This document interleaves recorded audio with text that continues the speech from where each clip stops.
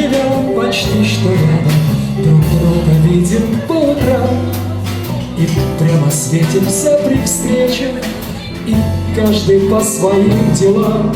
Бежим за днем, приходит вечер, ночь прижимается к окну, лица из синей черной кожи.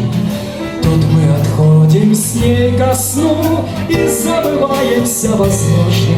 Забрежет утро тишина, а с ним бесценная награда стоять с рассветом у окна, еще раз повстречавшись взглядом.